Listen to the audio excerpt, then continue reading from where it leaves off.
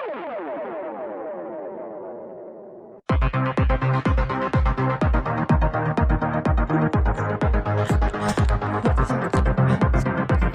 is it recording?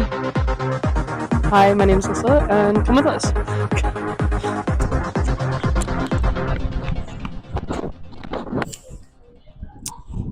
Hello. Back at it. We're finding our next target. It's a little windy now. Feel the tension brewing in the air. We're gonna do some Moody dating culture questions here. Hi, how are you lovely ladies doing today? Can you introduce yourself to the camera, please? I'm Ariana Last name? Last name? Brown. I'm a communications major. Okay. How's your day been? My day? Okay. Wait, no. Sorry. I'll say how my day. Anyway, I'll say my day. it's fine. I'm gonna ask you some questions today about Moody dating culture. You ready for this? Okay. What are your stereotypes of Moody dating? That people are weird. Or I think that's what the stereotypes are. I don't know if I think that, but Why do people think that? because they're homeschooled and they don't know how to interact with people who have dated. I don't know. I think that people just aren't used to being around dating. So then when they come here, they don't know how to deal with it, and then it just turns weird or something. Fair enough. A little bit controversial. No, it's okay. We're gonna keep that. Okay. Where have you seen Moody dating done right and done wrong? Like, what are some things that you can do to make it right and wrong? I think done wrong isn't necessarily on the people. It's just it just depends on how many people you know, and then a lot of people start listening to you, and then I don't know. Wait, what was the question again? I think a lot of people love the Lord, and I think that's really right in a relationship. Most people here love the Lord, hopefully. It's good. Wrong is, I don't know. I just don't think it's always handled very well, but because everyone has such a different idea of how it should be, so then people start arguing about it. I think that's the main issue. There we go. That's my So people aren't really on the same page, kind of thing, is what you're saying. Yeah. That's good. That's good. So what do you think the difference is between a coffee date at Joe's versus a coffee date at Foxtrot? A walk. I'd say one implies more intentionality. It seems like if you're going to go to Joe's, that's no different from hanging out anywhere else on campus. If you're going out of your way to invite someone to Foxtrot, it seems like it's more intentional, like you're desiring to be intentional with them, and that's the start of the relationship, being intentional with someone. Coffee date at Joe's, like, you're joined by people and there's more community here. Foxtrot, you're isolated. You don't have to act like a Moody. You know what I mean? or maybe there's not as much accountability. And also, you go to Foxtrot if you don't want people to know you're together. I do think the expectation is different. If you take someone out, if you ask someone out at Joe's, it definitely feels like it's within the Moody zone, and there's a lot of guys and gals who are not dating, who are having coffee, and it could be it could just be like a lot of friends just hang out here, and so I think there is there's an officializing. You're telling her there's a little bit of a difference between you saying, hey, let's be friends and have coffee, or hey, let's go out into the big bad world and be us against the world, and we're kind of in this together, and we have there's this intentionality that happens there. What are your stereotypes of Moody dating? My stereotype is the only reason that people think it's bad is because everyone thinks they're supposed to think it's bad. It's like U2. Our parents only say they like U2 because they think they're supposed to say it they like U2. U2 isn't even good.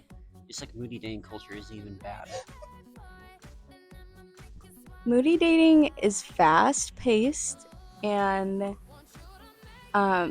wild, and sometimes immature. Like, I hate when people are like, oh, God told me to ask you out. Yeah, that one gets me. I think that whole idea of dating culture is pretty funny. I think it's sort of like a freshman conception that you get when you come in, and it's like it's kind of ooh, it's cringe, it's awkward, and then it's like all your friends get married, and it's kind of like oh shoot, it's just a natural progression and stuff. I think people are a little freaked out about PDA as well, but there's limits. There's people need to have a lot of input from mentors and whatnot, but I think people should be more open to the concept of dating because it's like there's a good opportunity to meet a spouse and you know foster that lifelong relationship. Where have you seen Moody dating done right and done wrong? I mean, there's always the classic example of like a guy coming up and being like, "God told me to marry you," something ridiculous like that. I think generally speaking, when I see Moody dating done wrong, it's sort of like a supermarket experience where guys or girls are just trying to find the right product for themselves and there's no commitment. I think it's important that you find someone who is God honoring and wants to see you grow in the Lord. And it's important to have commitment, even in dating, to as a prerequisite of marriage. That you find someone who is willing to commit to you. There's also no such thing as the one, as my fiance just said. That there's a lot. It's not even like a Christian conception so much as like a cultural conception. Is that there's no such thing as the one. Like realistically, you can date a lot of different people. It's the choice that you make, and so don't go shopping around. Find someone you really care about, who cares about you, who loves the Lord, and commit to them. Marry them.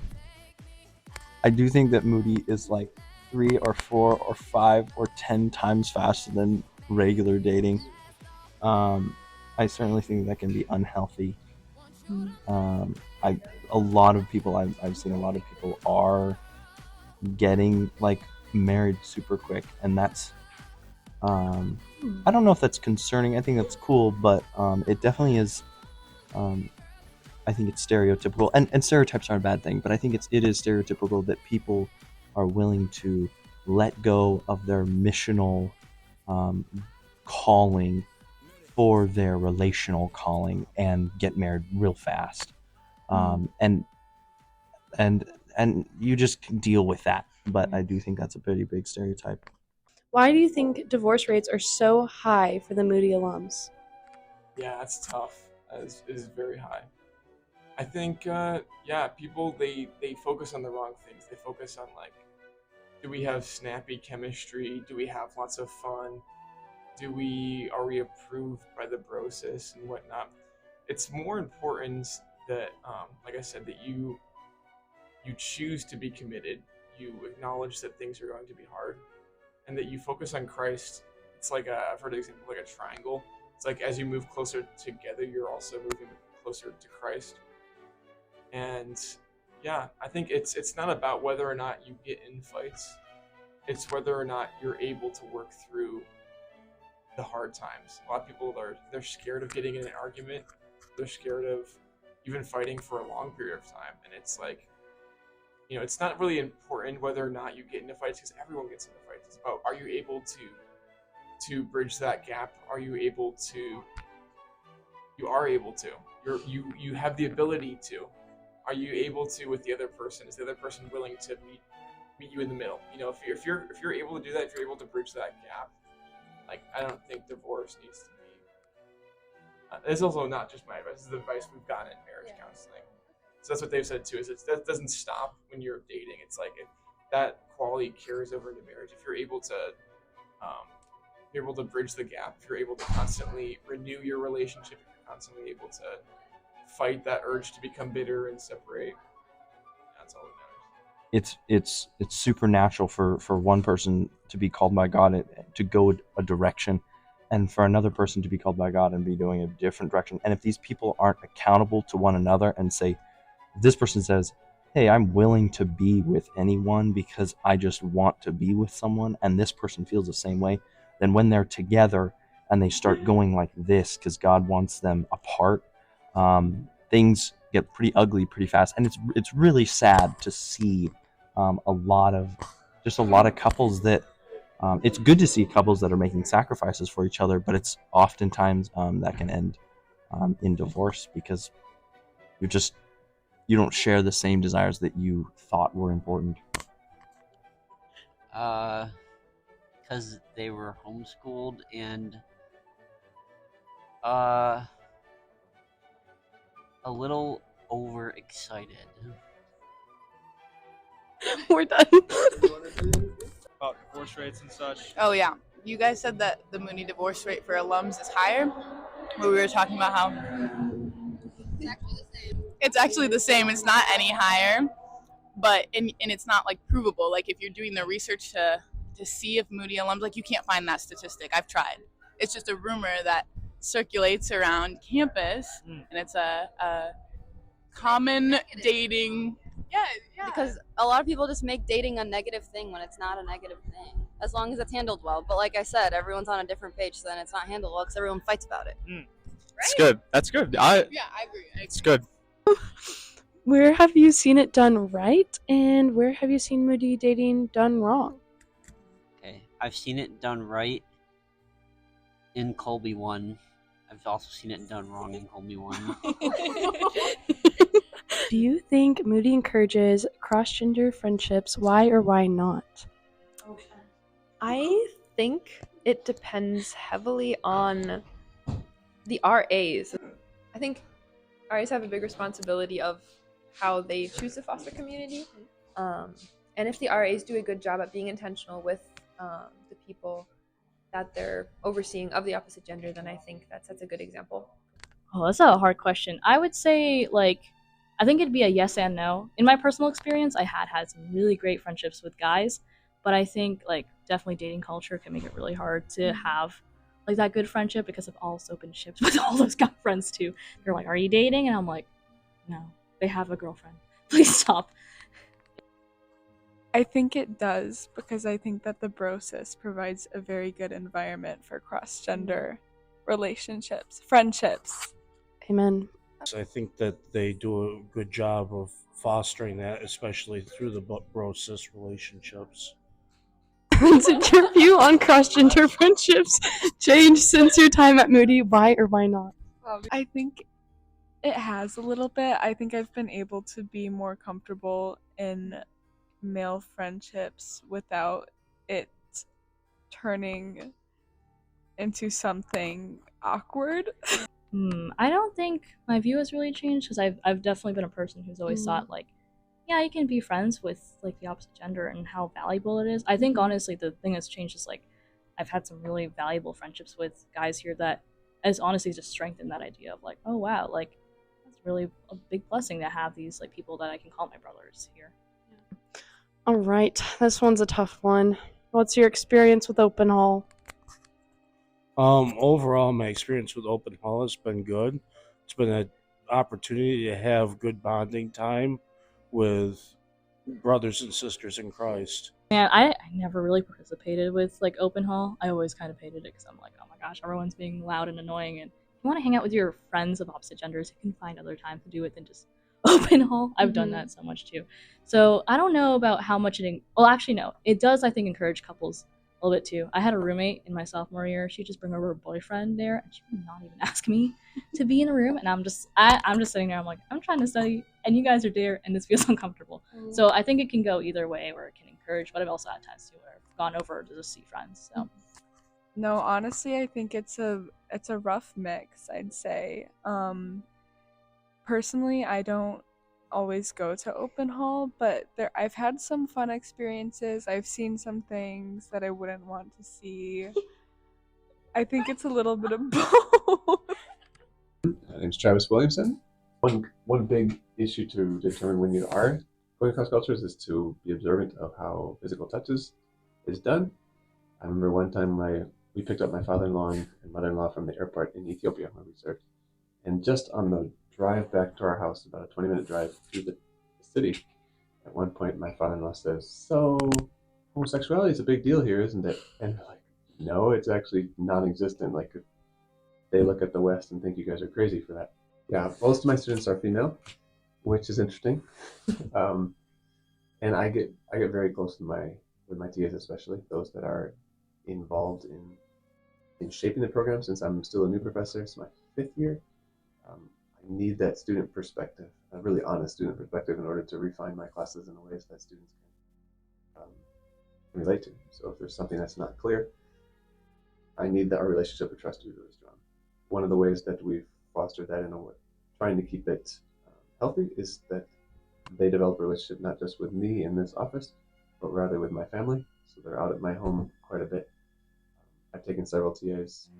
I took 2 TAs last summer on a trip to Ethiopia with me as well as one of their fiancés. But it's a way that they become very much a part of my family. So before that we went overseas, they lived with my family and I for 2 weeks here in the Chicago area as we're prepping for the trip and things like that.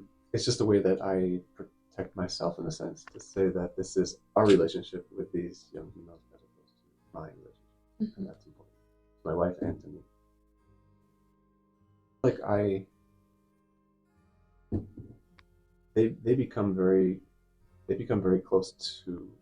I view them as younger sisters, not quite as daughters because I'm not quite that old, but for sure when something is really off in their life or they're disturbed by something on campus, it disturbs me as it would for my daughter. It reminds me of the days when I was just fresh out of Moody before grad school. I was this 24-year-old and I had high school girls that I was somehow supposed to disciple as a single guy at that point. But we set up boundaries such as just only meeting in public and things like that. But I don't know, actually it all started when 2 girls came to me at a summer camp. Travis, we want to go deeper in our faith and you don't have a wife. What are you going to do about that? And so we're like, all right, I'm game for it, but I need a lot of accountability. For your sake, for my sake, whatever we do is going to have to be within certain parameters. And they kind of help set those parameters to the place where they felt safe and protected, and I felt safe and protected with accusation. Professor Karen Hecht. So I've been teaching for 37 years. And so I've seen all kinds of relationships. And so I've come up with several things that I think are important. First of all, I feel like students need to define dating.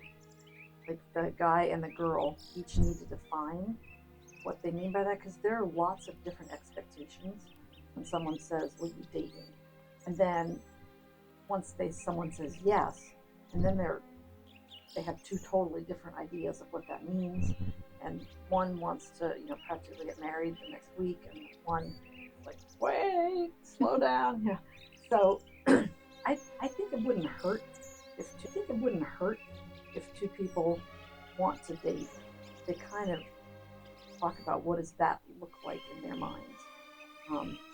Another thing is I feel very strongly that you shouldn't be exclusive as a couple. I've seen over the years many times a couple is dating and they do everything together. They study together, they have meals together, they just don't have other friends. And I don't know if that's super common, but it does happen. And I think that's a real danger because we need friends. The girl needs girlfriends, the guy needs guy friends, and they need to be able to do stuff without each other and get to know other people and create that community instead of just being the 2 of them exclusively. So, and especially if they break up, suddenly they have nobody, and so they need to, well, it's healthy. It's healthier to have a variety of friends, not just the third thing I have is, people probably say this and you've probably heard it a lot. Don't rush into dating someone. A couple months of knowing someone or meeting someone just seems to me too short to suddenly start dating. I have some people start date each other and they emotionally just like probably do everything and share everything, and I think people tend to break up and then go through that again and again. I don't think that's healthy.